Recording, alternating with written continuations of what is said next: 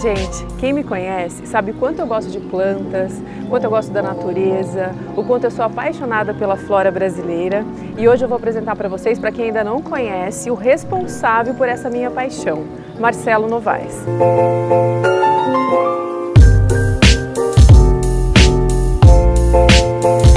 Prazer, Marcelo, falar com você. Prazer é meu, agradeço estar aqui com vocês, fazer parte dessa entrevista para o I+, que eu acho que isso vale muito a pena e estou à disposição. Obrigada. Eu vou contar para vocês como começou a minha paixão pelo trabalho do Marcelo. Eu tinha apenas 16 anos de idade, quando inaugurou o Shopping Galeria em 1992, e eu fui ao shopping com a minha professora para ir ao cinema. E eu fiquei muito encantada com aquele jardim. Porque eu olhei naquele jardim e era uma coisa que eu não via de uma vez só. Eu fui vendo ele aos poucos. E até hoje, quando eu volto no shopping, que eu vejo o jardim, que eu vejo o projeto do Marcelo, ele me encanta. Ele continua sendo surpreendente aos meus olhos e a partir dali começou a minha paixão pelas plantas. Então eu não vendo plantas, eu não faço jardim, mas eu tenho mais de 1000 vasos de jardim vertical no meu salão. Puxa vida! Toda semana eu vou ao Ceasa, quem me conhece sabe, para comprar as flores, para trocar as flores de corte. Eu sou extremamente apaixonada pelas plantas e você é responsável por isso. Muito obrigado. O Shopping Galeria, nós participamos, o projeto foi de uma senhora, eu não vou lembrar o nome dela, ela trabalhava muito bem com pedras, era uma suíça. Eu não vou lembrar o nome dela agora. Muito boa, ela trabalhava, ela montava todas aquelas cascatas, pedras e tal. Aquilo realmente é uma obra de arte. Aquilo hoje em dia era inviável ser feito. Demorou quase um ano para ser feito, ela era muito complicada e tal. Mas o jardim é exatamente isso. Todo mundo me pergunta o que é um jardim bonito. O jardim bonito é aquele que desperta em você a curiosidade, a sensação de curiosidade. É aquele que faz você participar do jardim. Aquele jardim que você entra e vê tudo de uma vez, não tem graça. Aquele que chama você para ver aquela flor, ver aquele cheiro, sentir aquele cheiro, escutar o barulho daquela água, o passarinho faz parte do jardim. Muitos pássaros hoje em dia, a revoada às 5 da tarde lá. Então tudo isso faz com que as pessoas participem daquele ambiente, daquela natureza. Então isso que é um jardim bonito. Um jardim bonito é aquele que desperta em você essa sensação de curiosidade. Me conta um pouquinho como foi a sua experiência com o Burle Marx. Bom, Campinas, então vou falar um pouco assim, resumir um pouco. Campinas é um dos maiores centros de paisagismo do Brasil. Na década de 50, nós tínhamos um arquiteto, eu sou paisagista por causa desse arquiteto paisagista que se chama Renato Righetto. Ele foi fazer um curso de arquitetura no Rio de Janeiro e teve contato com o Burle Marx, se formou, trouxe todo o conceito do Burle Marx para Campinas. Eu falei, puxa, quem fez isso? Ela falou, o Righetto. Quem que ele é arquiteto? Eu vou ser arquiteto paisagista e aqui estou. E em Campinas tinha o Dr. Hermes Moreira de Souza, que era diretor do Instituto Agronômico, e ele fazia parte das expedições que o Burle Marx fazia. Falei, Roberto, sou amigo do Dr. Hermes e tal. Então eu fui várias vezes com ele. E o Burle Marx era uma pessoa muito simpática, muito agradável. Uma vez eu fui lá, levei um monte de plantas, fui para o carnaval com os amigos e na ida já deixei um monte de plantas para ele. E na quinta-feira eu passava lá no viveiro e trazia novidades para cá. Uhum. Aí ele estava lá, falou, vem almoçar com a gente e tal. Essa é uma passagem muito gozada. Então estava eu, meu amigo, estava ele na cabeceira assim, tinha o irmão dele que era mais velho, isso foi em 81, ele tinha uns 70 e poucos anos. O irmão dele que era mais velho tinha um bispo que era mais velho, então tinha ali tudo de 85 e tal, e eles conversando entre si, porque o Jango, porque não sei o quê, e eu e o meu amigo, aí ele vira para mim e fala assim, mas vocês não participam da conversa? Eu falei, olha, Roberto, o que vocês estão falando eu aprendi em livro. Ele morreu de rir. E aí, como era quinta-feira depois do carnaval, ele tinha um cozinheiro, que era secretário, cozinheiro, mordomo, chamava César. Cozinhava muito bem. Aí nesse dia, até lembro até hoje, eu comi pirê de fruta-pão. Fruta-pão. Fruta-pão é uma fruta, que, né? Mas aquilo é muito difícil de comer, a gente não tem aqui. Mas doce ou salgado? Tinha salgado, sal, salgado. E aí na sobremesa, ele trouxe creme de abacate e jaca. Uau! O Buller Marx olhou para ele assim, olhou assim para o prato, ele fez assim... Vamos comer. Hoje é quinta-feira de carnaval, doutor. Acabou tudo, não fui no mercado. Quer dizer, assim, não tem outra coisa, não tive como arrumar, né? O Buller Marx falou, fizer uma sobremesa Arte Nouveau e pronto. Que legal, que bacana. Ele era muito divertido. Depois eu passei uma semana com ele, ele e um grupo de repórteres ingleses fazendo uma visita por todos os principais jardins dele para fazer uma reportagem. Isso foi numa Semana Santa, que eu tive lá, levei umas plantas, passei a Páscoa, um almoço de Páscoa. Almoço de Páscoa tinha 300 pessoas. O Nelson Freire era moleque, estava tocando. Meu Deus. Imagina. E aí ele convidou eu para... Aí eu passei, foi a maior aula da minha vida. Passei todos os jardins famosos dele, eu fui com ele nisso aí. Que honra, parabéns. Eu vou falar para vocês das minhas obras, aliás, das suas obras, que são as minhas preferidas. É o Colégio de Araras, o Colégio de Medicina, São Leopoldo Mandique, que eu olho aquelas fotos, eu vejo aquele paisagismo, que você conseguiu integrar aquilo de uma maneira... Projeto, O segundo que eu gosto, além do Shopping Galeria, é a Avenida Mackenzie, aqueles IPs. A Mackenzie, o Entre Verdes, está muito bonito. Eu vejo Deus ali, eu vejo a mão de Deus, eu fico extremamente encantada. Um outro jardim que você fez que tem um Rolls Royce. Que Amparo, que eu já fiz, já refiz, é um pessoal de Amparo lá que gosta muito de jardim. Fazenda da Grama também foi Marcelo que Fazenda da fez. Grama também está muito bonita. Então, vamos lá, o Projeto Galeria, eu participei do projeto, participei da execução, mas o projeto é dessa paisagista. A São Leopoldo Mandique de Araras foi um projeto muito bacana, porque eu já faço muitas coisas para São Leopoldo. Aí o Zé Luiz me pediu para fazer isso, falei, eu tenho que fazer uma coisa diferente.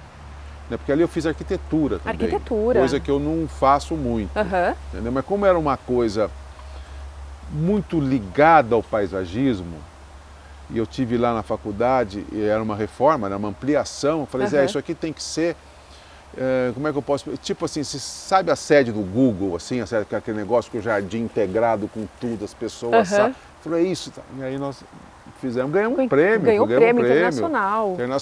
Então ficou super bacana. E a Avenida Mackenzie e os condomínios Entre Verdes, a Avenida Mackenzie é um trabalho muito interessante, é um trabalho que me surpreendeu a todos. E aí eu falei, olha, a pessoa quando sair da Dom Pedro, ele já tem que entrar num lugar diferente, que ele já se sinta em casa.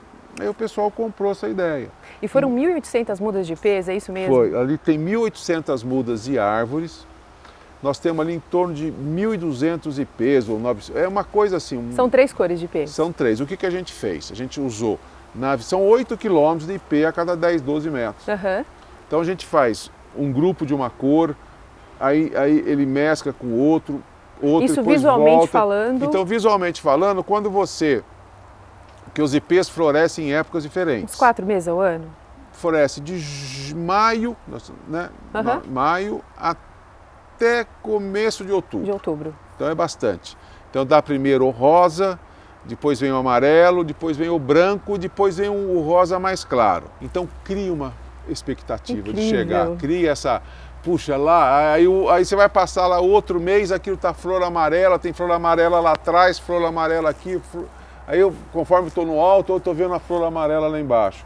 E aí repete com a branca, e vai ter época que vai ter branco e amarelo, ou amarelo e rosa junto. As pessoas têm essa noção quando você faz a implantação? Primeiro você faz o projeto, aí você implanta o jardim. Eles têm noção de que leva um tempo para ser formado esse jardim? Tem, hoje em dia eles já sabem, o jardim, então... E hoje em dia você já pode comprar árvores grandes. É só uma questão de orçamento. Entendeu? No condomínio Entre Verdes usaram palmeiras imperiais de 10, 12 metros, entendeu? Então você já consegue fazer uma coisa formada. As árvores não foram plantadas grandes, mas você consegue. Mas hoje em dia todo mundo já sabe, né? O jardim demora no mínimo 4, 5 anos para se formar. Para se formar, né? Você vê. E quando a pessoa termina a obra, fez a casa, terminou a obra, quando ela vai fazer o paisagismo, o projeto de paisagismo, ela quer economizar?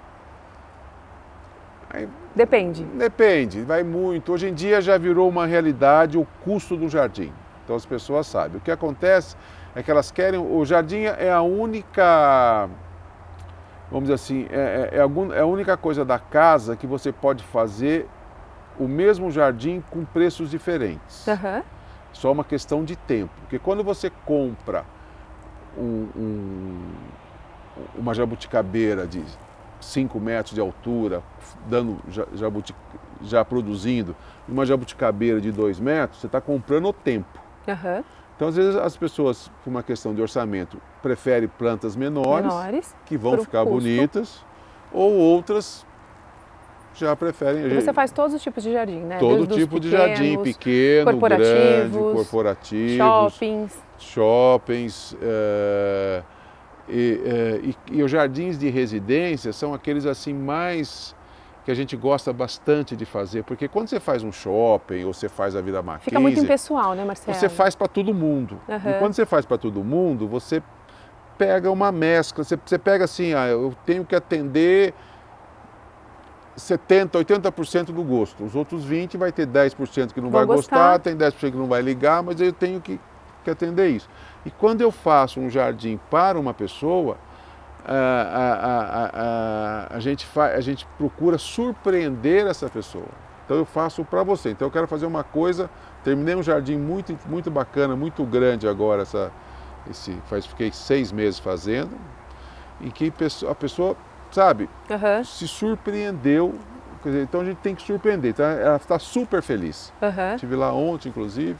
Nossa, isso aqui está muito bonito. E vai ficar bonito cada vez mais. Cada vez mais. Bom, eu falei dos meus projetos preferidos. E quais são os seus? Os mais marcantes, assim, da sua carreira? O próximo. São 40 anos de carreira. O próximo. O próximo. Gente, vocês entenderam porque eu sou extremamente fã do Marcelo. Eu falei que não ia ficar rasgando seda, mas todo mundo queria saber quem é o Marcelo Novaes, de quem eu tanto falo, de quem eu tanto admiro. Gente, o Marcelo tem livros lançados em vários idiomas e eu trouxe o meu para ele deixar uma dedicatória para mim, porque eu não vou perder a oportunidade, né, Marcelo? Será um prazer. Esse livro foi editado no Brasil pela editora Europa. Sim. E depois uma editora inglesa e chinesa me pediu o livro, interesse em ser publicado. E aí saiu esse livro aqui. Esse é em mandarim? Saiu 2 capas diferentes. Uma só em inglês. E esse aqui é o único exemplar que eu tenho que é em mandarim e inglês. Foi distribuído na Austrália e Europa e o mandarim em inglês na Ásia e tal. Então é um livro que eu gosto bastante. Eu acho o seguinte, o paisagismo no Brasil, nós temos grandes profissionais que trabalham na área, grandes, excelentes. Todos eles têm a escola do Burle Marx. O Burle Marx, principalmente, foi o que difundiu, foi o grande paisagista brasileiro e mundial, porque com relação à arquitetura, nós temos arquitetos maravilhosos, famosos, temos Niemeyer, sabe? São famosos no mundo inteiro. Agora, o Burle Marx está para a arquitetura como o Frank Lloyd Wright ou Le Corbusier estão... Burle Marx está para o paisagismo, como Frank Lloyd Wright e como Le Corbusier estão para a arquitetura. Ele mudou um conceito, ele inovou um conceito. Né?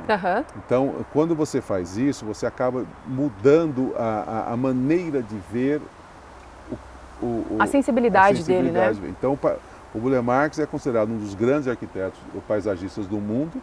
E ele não era nem arquiteto, ele era músico. Ele era músico? Ele era de família de músico, ele foi estudar música em Berlim. E ele teve contato visitando os jardins botânicos e tal, ele se maravilhou com a vegetação tropical. E aí ele voltou para o Rio, fez o jardim da casa da avó dele, e na rua morava o Lúcio Costa. Olha só. E aí ele começou a crescer, realmente é uma pessoa de uma sensibilidade. Então ele era um artista, era muito, depois ele virou pintor, grande pintor. Então ele era um artista. O jardim entrou com ele usava as plantas como matéria de fazer uma coisa diferenciada. Agora ele respeitava muito a natureza. Então ele fazia um jardim que ele organizava a natureza de uma forma mais racional, mais urbana, mais voltada para o convívio do homem e tal. Então ele era um grande... Incrível. E ele que levou o nome do paisagismo brasileiro mundo afora, né? Mundo afora, né? Marcelo, um dos temas mais discutidos na atualidade é a sustentabilidade. Como você usa esse conceito em seus projetos de paisagismo? Bom, a nossa profissão, ela vai exatamente nesse ponto. Né? Então, quando você faz um jardim, você planta um monte de árvore, você faz um monte disso, de vegetação, você está melhorando a qualidade verde, a qualidade de plantas, de relação homem-natureza. Do ambiente. Né? Então, nós temos uma profissão que é naturalmente sustentável, né? que melhora a sustentabilidade. A gente sempre procura fazer um jardim em que tudo seja,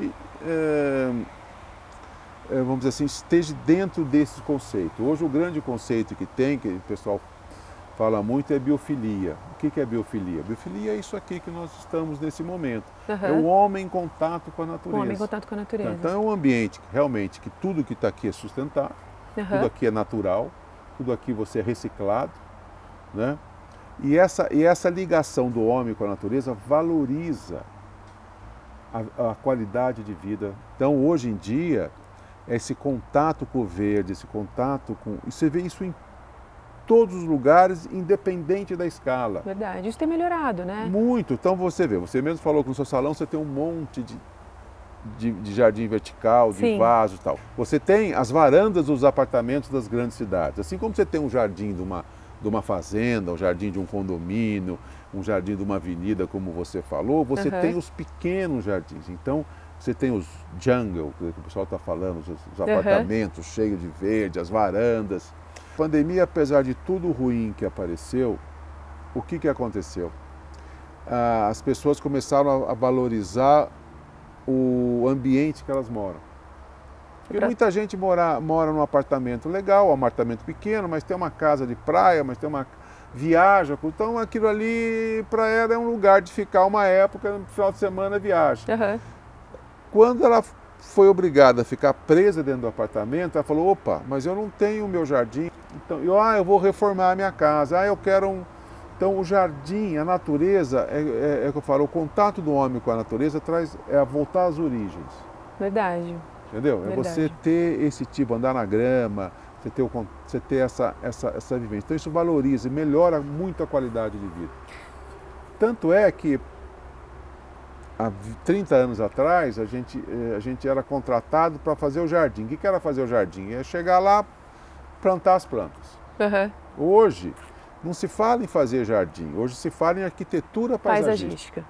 Certo? Então nós somos contratados juntamente com o arquiteto. O arquiteto fez o esboço da casa, aprovou o anteprojeto, a gente entra trabalhando toda a arquitetura externa da casa. Entendi. Então isso está muito integrado à vida da pessoa que vai viver lá.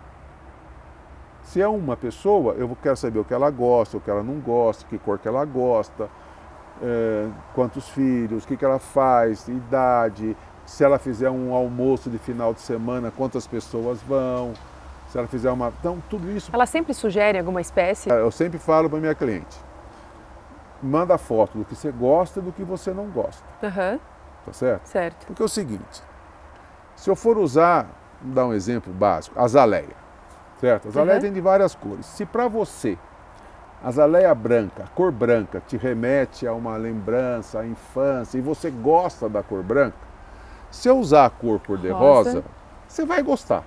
Mas se eu usar a branca, eu vou gostar mais. Você vai gostar mais. Sim. Então se eu estou fazendo para você. Então se eu estou fazendo para essa cliente, eu vou fazer... Agora, quando a cliente pede uma coisa que é muito fora, eu já falo, eu dou, né? Sim. Eu tenho aí a gente tem um grau que a gente vai até um certo ponto. Né? Se ela quiser misturar muita coisa, vai falar, isso aqui não fica bom, não dá certo e tal. Então eu fiz um jardim, até sigo isso, por exemplo, um jardim grande na Quinta da Baronesa, que a dona da casa é muito simpática. Falou, Marcelo, eu quero uma muda de abil. Abil? Abil é aquela uma frutinha do Nordeste. Antiga, é uma fruta... Gruda na boca, assim. Uma fruta. Falei, abil, por que abil? Falei, minha casa da minha avó tinha um abil. Falei, sem problema não, é uma árvore bonita. Sim. Nem, entendeu? Aí, para achar o abil dela, foi difícil, porque ninguém sabe o que é abil. Pouca gente, isso é coisa da minha avó, entendeu? Coisa de 50, 60 anos atrás.